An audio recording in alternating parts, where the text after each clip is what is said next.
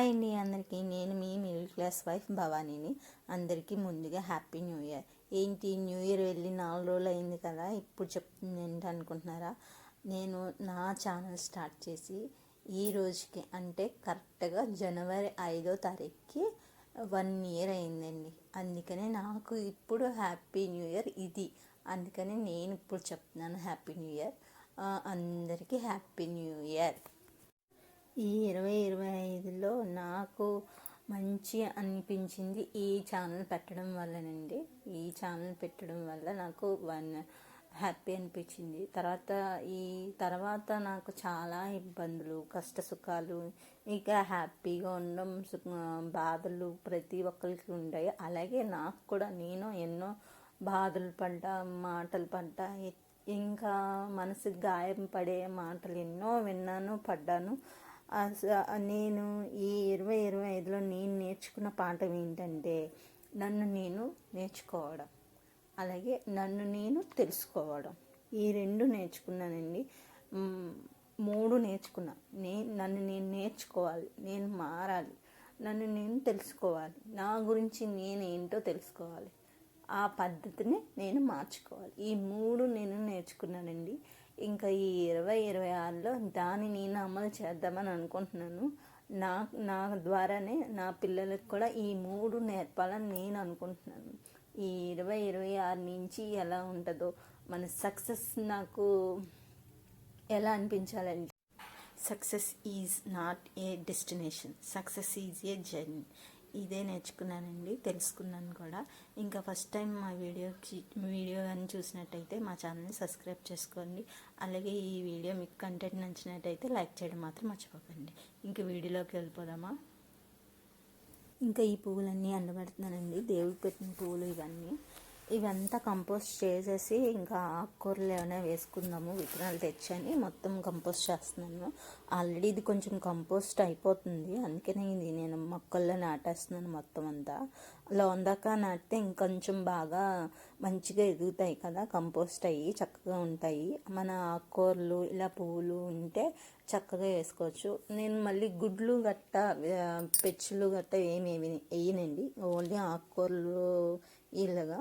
ఇంకా పప్పు డబ్బాలు ఖాళీ చేసేసి షింక్లో వేసేసాను, తోమేసుకుందాము.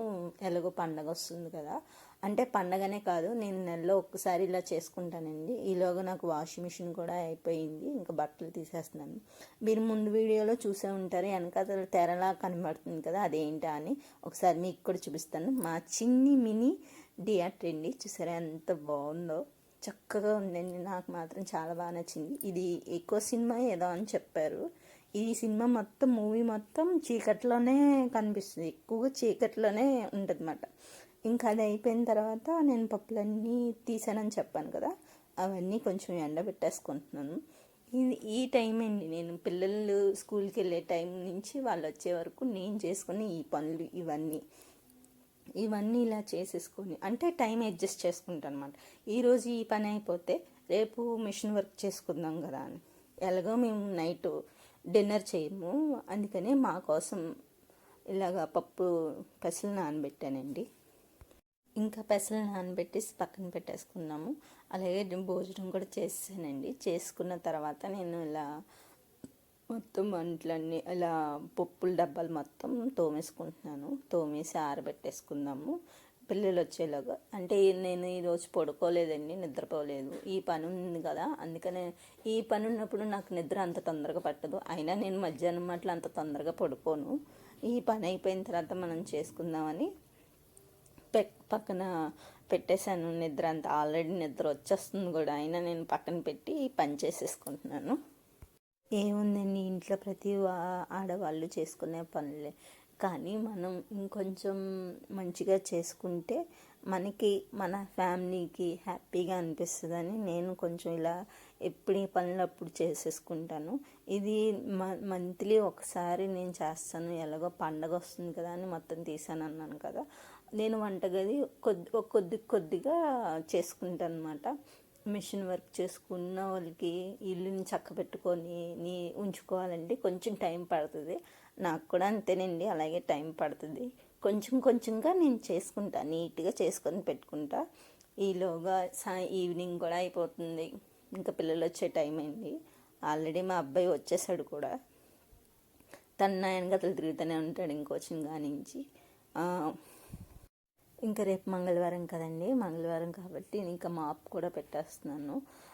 నేను మాప్ పెట్టేటప్పుడు పసుపు ఉప్పు వేసి మాప్ పెడతానండి. అంటే వారంలో ఇలా ఒకసారి పెడతా, రోజు ఇడిచి రోజు మామూలుగా తడి పెట్టేస్తాను, మాప్ పెట్టేస్తాను. ఇలా మాప్ పెట్టేసుకున్న తర్వాత ఇంకా ఇల్లు మొత్తం ఇలా మాప్ పెట్టేసుకుంటానండి. మాప్ పెట్టేసుకున్న తర్వాత చక్కగా ముగ్గులు వేసుకుంటాను. ఒక్క 5 నిమిషాలైనా ముగ్గులు చక్కగా ఉంటాయి కదా అని నాకు ముగ్గులు అంటే చాలా ఇష్టం కదా, అందుకని ముగ్గులు ఇలా వేసుకొని పెట్టుకుంటాను. ఈలోగా మా అబ్బాయి చూసారా వెనకతలు అలా తిరుగుతున్నాడు, మొత్తం నా వెనకతలే తిరుగుతూ ఉంటాడు మా బాబు.